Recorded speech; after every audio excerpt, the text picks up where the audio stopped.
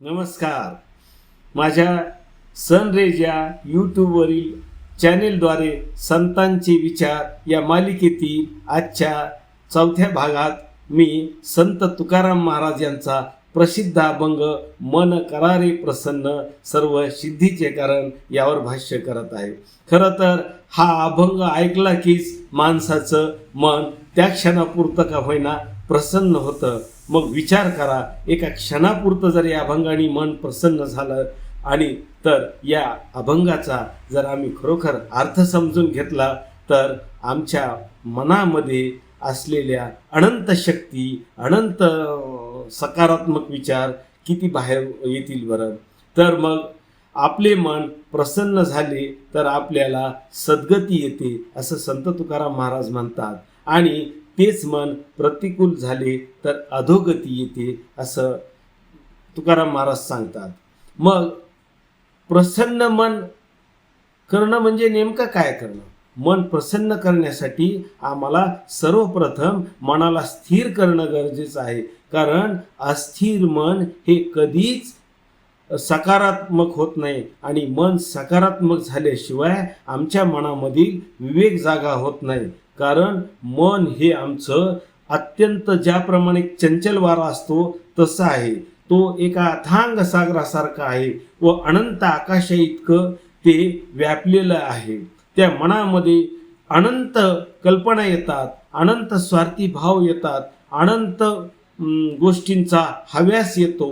अशा ह्या अनंत आकाशा इतक्या मनाला जर आम्हाला कुठेतरी काबूत ठेवायचं असेल तर त्यासाठी सर्वप्रथम त्याला स्थिर करणं, आणि स्थिर मनाद्वारे आम्हाला आमच्या कार्य सिद्धीत जाण्यासाठी प्रयत्न करणं होय. तर असं हे मन आपलं 6वं इंद्रिय आहे असं संशोधक आणि शास्त्रज्ञांनी मनाचे स्वरूप, मनाची शक्ती आणि मनाचे विचार याबाबत संशोधन करून मानसशास्त्राची सुद्धा निर्मिती केलेली आहे. मन हे माणसाचे 6वे इंद्रिय आहे. तसेच मन हे माणसाच्या आयुष्याला आणि व्यक्तिमत्वाला सुद्धा फार मोठे घडवणारे असे घटक आहे. मनाची व्याप्ती अनंत आहे, अपरिमित आहे. मनाची गती ही काळाच्या गतीप्रमाणे न थांबणारी आहे. तर मग या मनाला प्रसन्न ठेवल्याने आमच्या सर्व सिद्धी प्राप्त होतात, सर्व सिद्धी सफल होतात.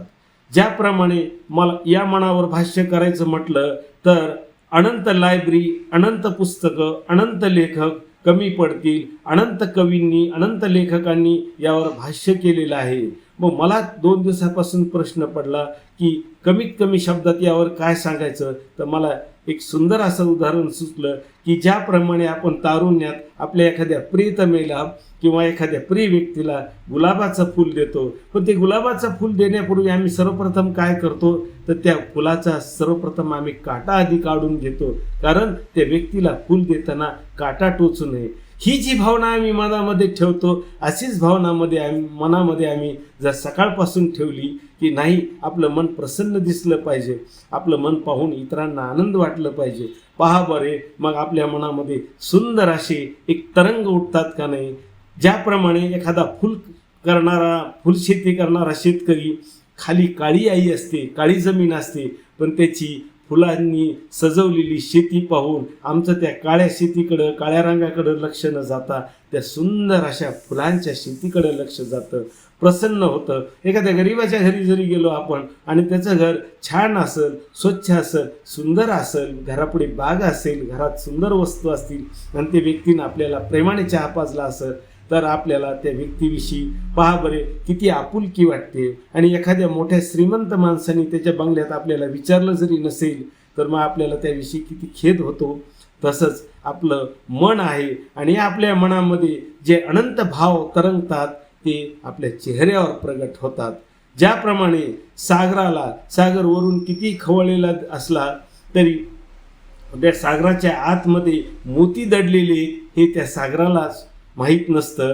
पण जेव्हा एखादा कुणीतरी त्या सागरात खोल जाऊन डुबकी मारतो आणि ती मोती शोधून काढतो, तसंच आपण सुद्धा आपल्या मनाच्या तळाशी जाऊन आपल्या मनामध्ये सुविचार सकारात्मक बाबी बाहेर काढून आपल्या मनाला प्रसन्न ठेवलं तर या प्रसन्न मनाने निश्चितच आपल्या मनामधील असे सुंदर हॅपी हार्मोनसुद्धा क्रिएट होतात आणि आपलं आयुष्यसुद्धा सुंदर होतं, दीर्घायू होतं. आपण अनेक व्याधीपासून दूर होतो, व्याधी आपल्या जवळ येत नाही. तर मग आपण आजपासून आपले मन प्रसन्न करायला ठरवूया. पहा बरे, आपल्या सर्व सिद्धी आपल्या पूर्ण होतील. मन करा रे प्रसन्न, सर्व सिद्धीचे कारण. हा माझा आजचा व्हिडिओ आवडला असेल तर निश्चित सबस्क्राईब करा, लाईक करा आणि आपल्या प्रियजनाला शेअर करा. आणि हो, त्यासोबतच मला जसे एक दोन संकल्पना सुचल्या मन प्रसन्न, तशा आपल्याला सुचल्या तर त्या आपण कमेंट बॉक्समध्ये टाका. नमस्कार.